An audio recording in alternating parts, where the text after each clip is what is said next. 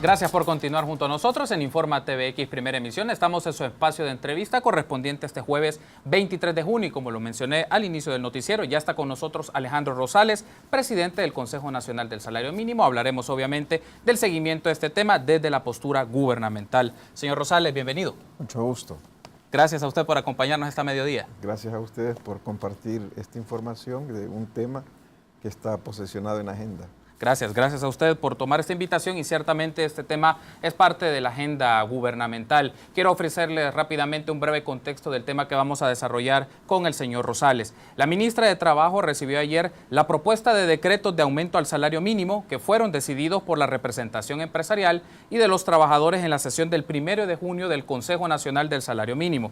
Como se conoce, fue un aumento del 15% para los próximos 3 años, distribuido 5% por año.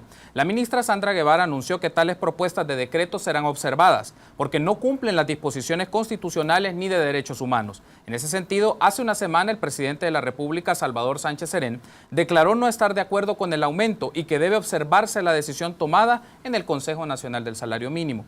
Actualmente en nuestro país existen 10 tarifas diferentes de salario mínimo por ramos de actividad económica.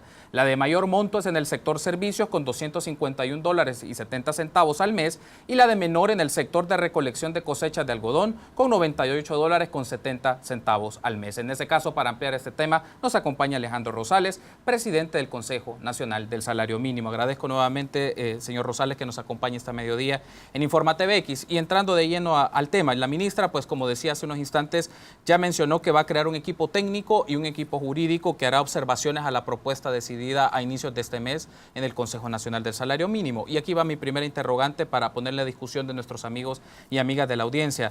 ¿Acaso este mecanismo que va a desarrollar este comité o este equipo técnico no será el mismo ejercicio y el mismo contenido que se debió haber tratado o que se trató en las sesiones del Consejo del Salario Mínimo? No, ahora es una marcha hacia atrás para ver el proceso que llevó la decisión, porque uno se encuentra con 5 decretos. Sí. Los decretos son tan sintéticos como decir cuánto por hora, cuánto por día, por tonelada, en los casos de la labor agrícola. Aquí se va a regresar a ver cómo fue la construcción de ese, se le va a examinar si se quiere. Eso implicaría ver si se cumple el artículo 38 ordinal segundo de la Constitución, que habla que para establecer el salario mínimo debe atenderse al costo de la vida, la índole de la labor, las áreas urbanas, rural. Entonces, eso es lo que va a entrarse a discutir. Si hay una propuesta de respaldo, que como todos vimos, fue una respuesta que yo insistí mucho, fue verbal, no fue un documento que al final tuvo que presentarse 2 semanas después de la decisión, de manera escrita. Creo que a veces la costumbre daña a los sectores porque estoy en el Consejo de Salario Mínimo a partir de 2009, cuando llegó la administración Funes, asumí como presidente y prácticamente las personas que están hasta la fecha son las mismas que llegaron a elegirse. Casi iniciamos juntos en 2009, 10 que fue la elección de ellos, yo llegué en 2009. Y la condición de decisión ha sido la misma, acompañar a la empresa privada. Entonces, ahora el examen que se le va a hacer en la revisión es ver si hay un respaldo técnico, como lo manda la Constitución, si obedece al costo de la vida, si este incremento en realidad va a beneficiar a los trabajadores, porque no es 15%, sino que es 5% por año, que al final no suma ni los 15, somos un poco más. Pero por decir algo, no es solo que le llega a la ministra el decreto a ver si está bien, si lleva una coma, no, es ir al fondo de la decisión. ¿Será entonces un proceso de reconstrucción de la formulación de esta decisión y eso obviamente con el contraste jurídico y con el contraste técnico que va a desarrollar este equipo que va a asesorar a la ministra de Trabajo? Ahora bien, me gustaría saber otro aspecto, señor Rosales. A su criterio, ¿cuáles considera que fueron las razones que no permitieron que la propuesta gubernamental tuviera más asidero, que fuera considerada en la toma de decisión final?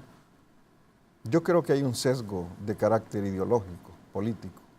Es no darle una partida al gobierno. No es tanto pensar en los trabajadores, ¿verdad?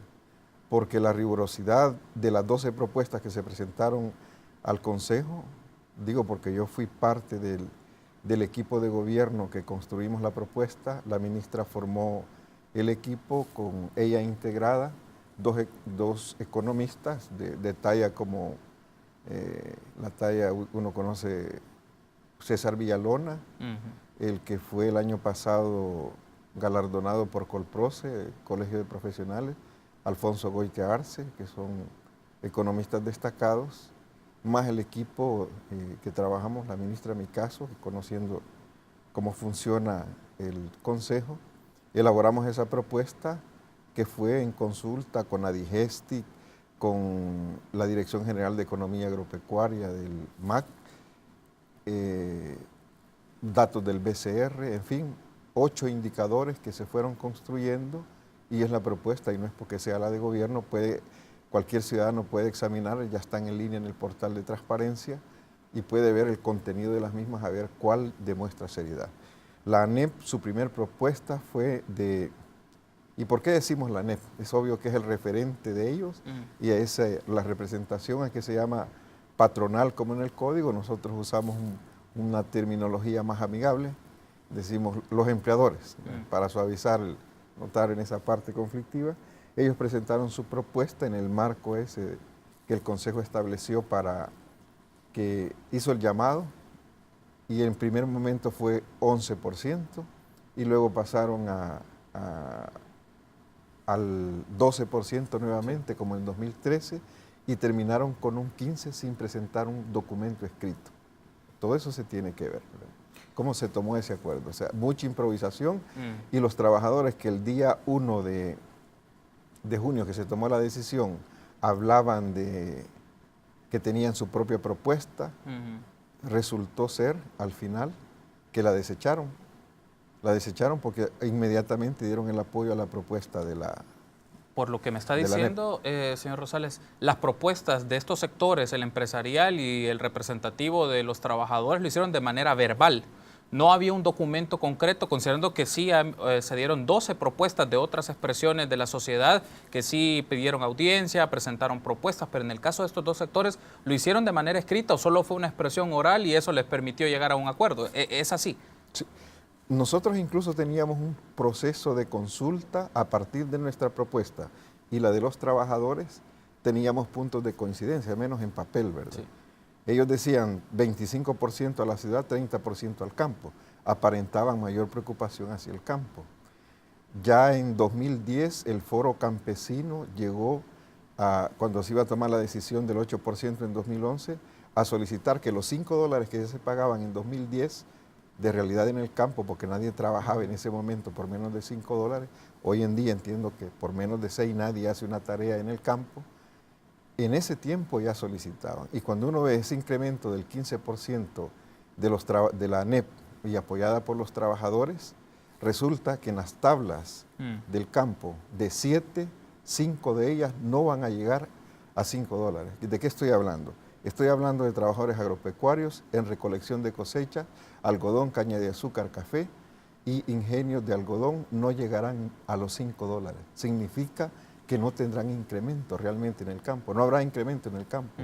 Únicamente 2 tablas que nosotros apoyamos, que fue ingenios azucareros y obviamente beneficios de café, que reciben un incremento significativo en la parte de ingenios azucareros que pasa al rubro de industria.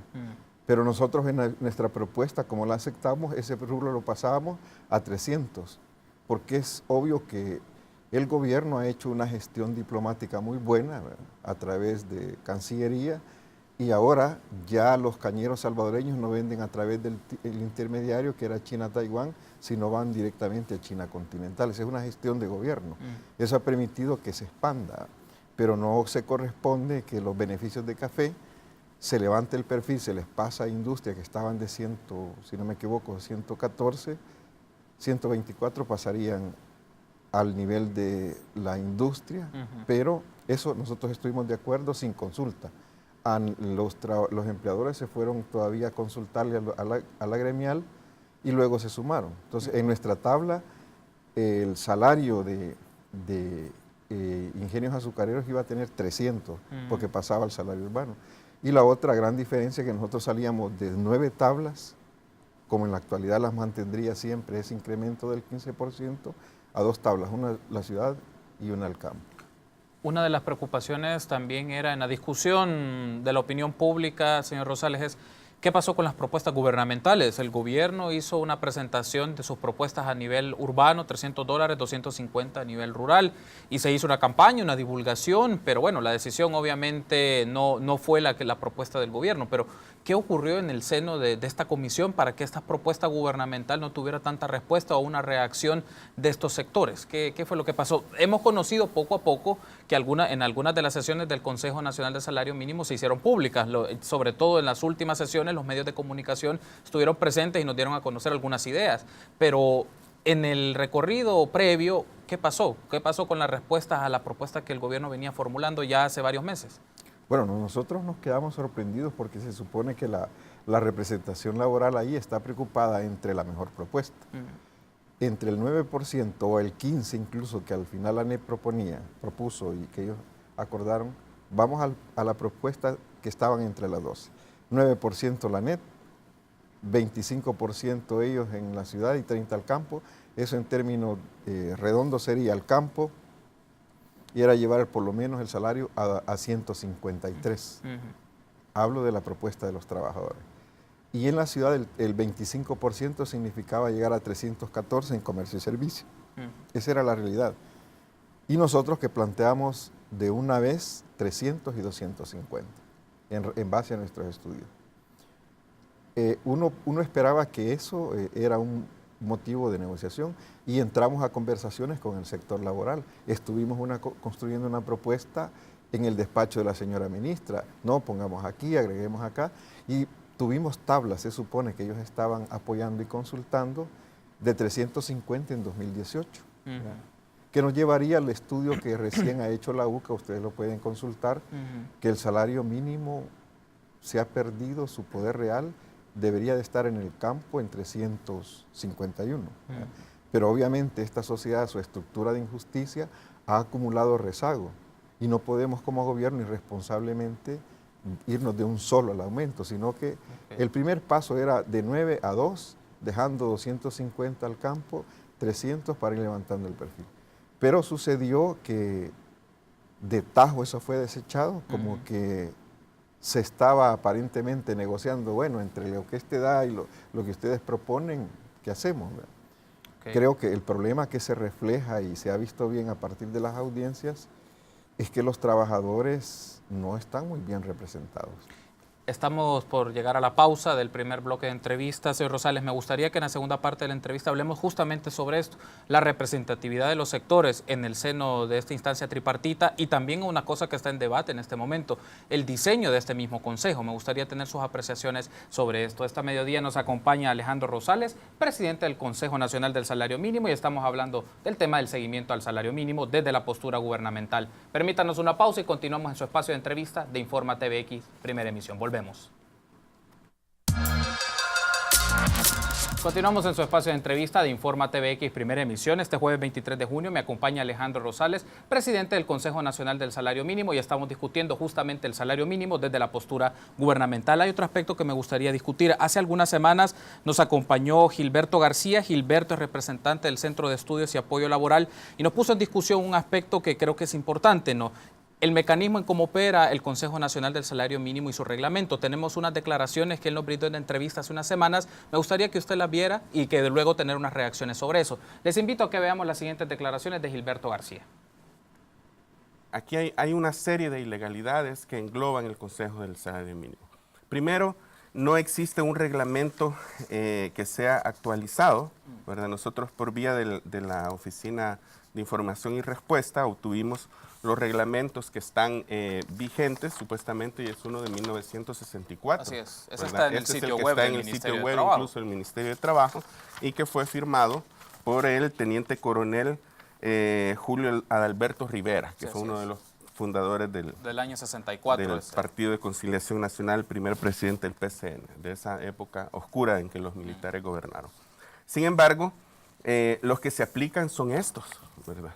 Es un reglamento ilegal, porque para hacer un reglamento tiene que ser emitido por decreto ejecutivo, ¿verdad? Entonces, este es un reglamento que es el que sirve a los representantes del salario mínimo para elegir tanto los representantes de los trabajadores como los representantes de... Esas fueron las declaraciones de Gilberto García, de CEAL, Centro de Estudios y Apoyo Laboral. Me gustaría tener su apreciación, señor Rosales. Gilberto alega de que hay dos reglamentos, el reglamento del 64 y un reglamento que es épocas posteriores. Él mencionó en otra parte de la entrevista que es de inicios del siglo XXI, año 2000 en adelante.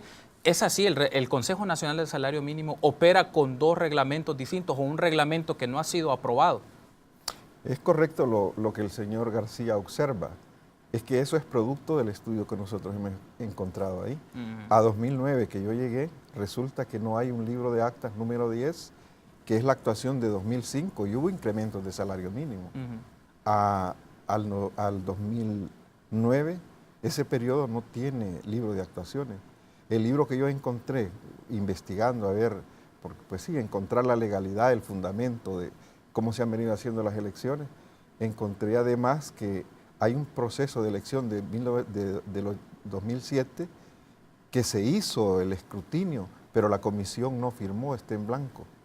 El ministro de ese entonces solo se encargó de firmar, de tomarle cargo, la posesión del cargo, un juramento.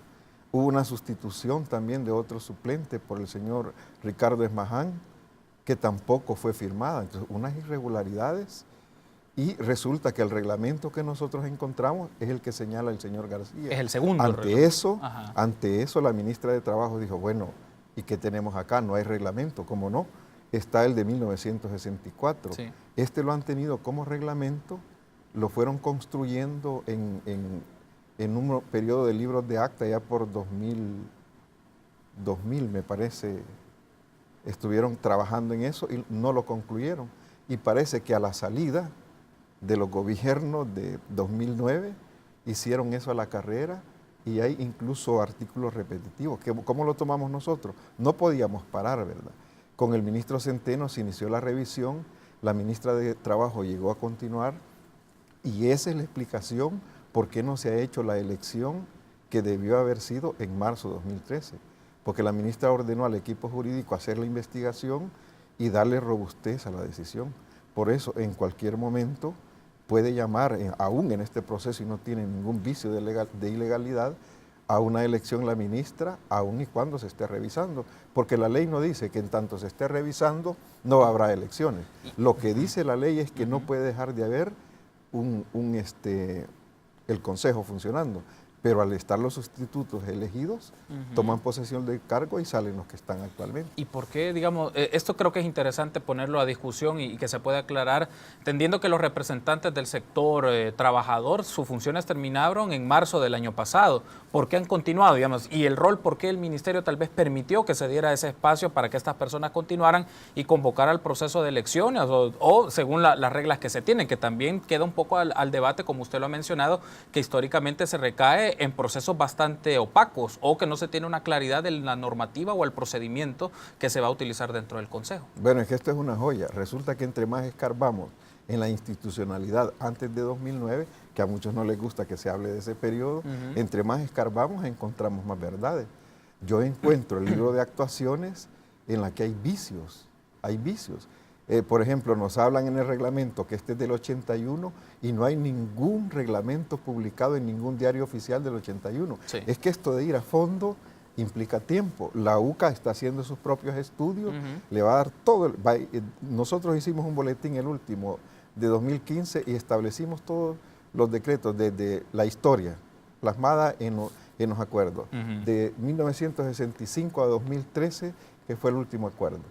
Pero un proceso de formalización para no correr los riesgos que le digan a uno, mire, y todavía nos insinuaron miembros de la empresa privada, no, ustedes no saben si hay una publicación de reglamento, preséntenos pues, no corran el riesgo. Parecía como que lo tenemos, no existe, ¿verdad? Pero eso lo que tiene es un carácter de instructivo, porque el del 64 no desarrolla el cómo debe llevarse la elección. Entonces ellos le estuvieron llamando reglamento a algo que era un instructivo. Eso no pierde la legalidad. Eso es lo que ha tenido que el ministerio la razón por la que no se ha elegido, porque eso está muy chueco. Pero no solamente está chueco eso, sino los sindicatos que están registrados en el Departamento Nacional de Organizaciones Sociales. Ahí hemos encontrado otra serie de joyas arqueológicas, ¿verdad?, de esa actuación perversa, trastocada. Yo creo que a la gente que gobernó el país durante muchas décadas, desde que quizás haya estado, se acostumbraron a que las cosas aquí nosotros mandamos. Esta es mi finca y aquí se va a hacer lo que yo quiero. Ahora que nosotros estamos poniendo en orden la casa, jurídicamente hablando, van a resistencias. Esperamos que, bueno, la Sala de lo Constitucional, hay una resolución 26-2006, la de 2006, que estableció lo siguiente. El salario mínimo, dijo la Sala, estaba analizando sobre otro caso de inembargabilidad de los salarios mínimos por un recurso contra un juzgado de lo mercantil, si mal no recuerdo. Ahí dijo en el razonamiento sobre el salario mínimo la Sala que constituye un derecho fundamental. Ya no es cualquier derecho. La Sala le dio esa connotación. Y hablo del tribunal que le compete cuidar nuestra Constitución. Y además dijo eso, que la prerrogativa la tiene el Ejecutivo para fijar tablas. Y que el criterio primario para fijar los salarios mínimos es el costo de la vida. No lo estamos inventando nosotros. Hemos agarrado parte de ese estudio que se ha hecho y bueno, hemos encontrado también que hay que robustecer y cerrar el portillo en donde hay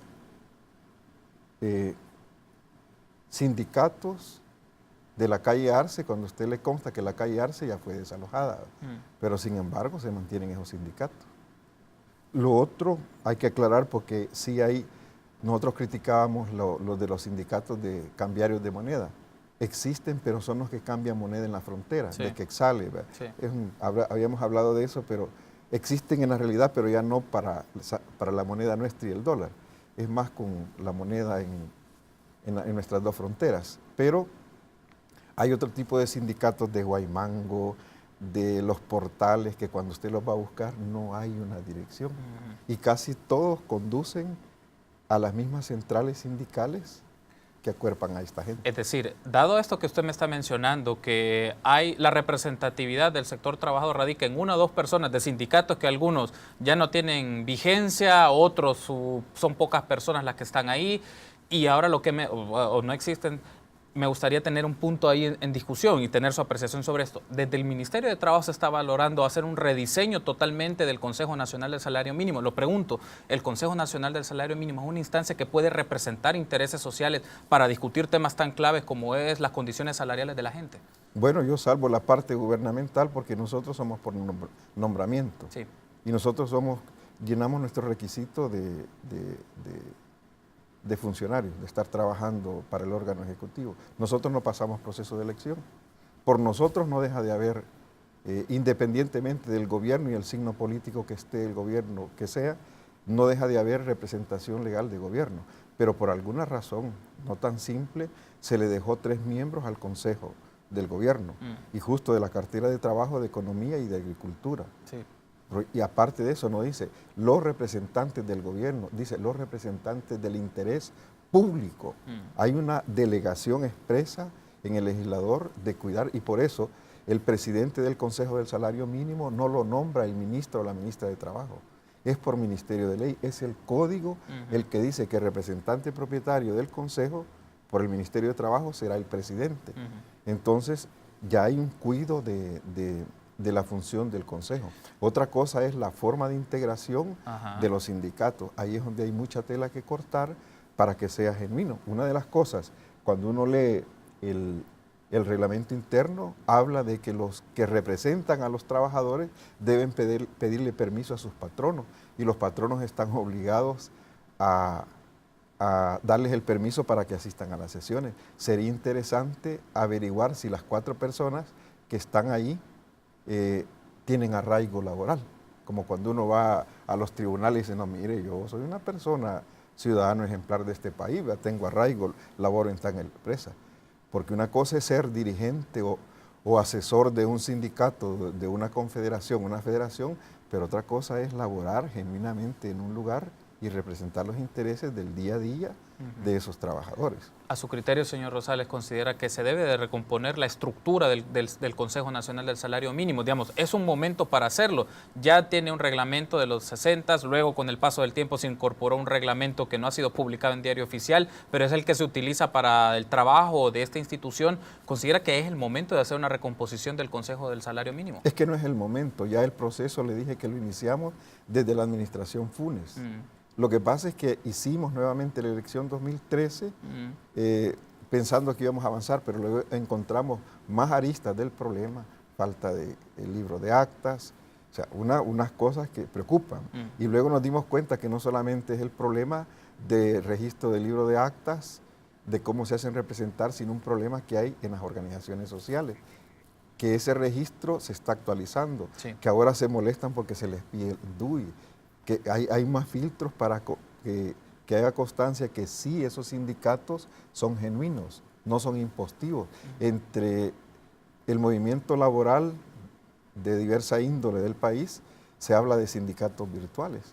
Entonces, yo en esa parte digo, porque lo que estamos decidiendo acá no es tan ligero como para ponerse, mire, yo estoy aquí porque ya fue elegido. No, señor, pero usted es legítimo, representa eso. Y la decisión de salario del país, habría que preguntarse por qué Alberto Masferrer, desde tiempos inmemoriales, escribió el mínimo vitae. Y el mínimo es el que habla también la OIT, de un mínimo de salario. O sea, hay una correspondencia, hay un clamor hasta histórico en esta sociedad.